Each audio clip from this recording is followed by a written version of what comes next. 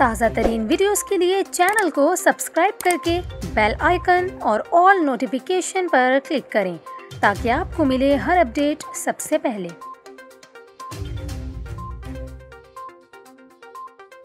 और अभी आपको बताएं, पाकिस्तान के सबसे बड़े शहर कराची में मानसून का सीज़न इख्तिताम की जानिब गामज़न है। शहर में बारिश बरसाने वाला सिस्टम कमज़ोर हो चुका है और कराची समेत सिंध भर में अब तेज़ बारिश का कोई इम्कान नहीं। महकमा मौसमियात के मुताबिक कराची में मतला जुज़वी अबरालूद रहेगा, जिसके बायस शहर में मजमूई तौर पर मौसम खुशगवार रहने का इम्कान है, जबकि समंदरी हवाएं भी चलती रहेंगी। महकमा मौसमियात का यह कहना है कि कराची में दिन के औकात में दर्जा हरारत 30 से 32 डिग्री सेंटीग्रेड तक रहने का इम्कान है। मानसून का सीज़न अब इख्तिताम की जानिब है। अगले एक हफ्ते तक शहर में बूंदाबांदी हो सकती है। महकमा मौसमियात का मज़ीद कहना है कि अगले 10 से 12 रोज़ तक कराची में बारिश का कोई इम्कान नहीं है, लेकिन सितंबर के वस्त में 1 से 2 मानसून के सिस्टम आ सकते हैं।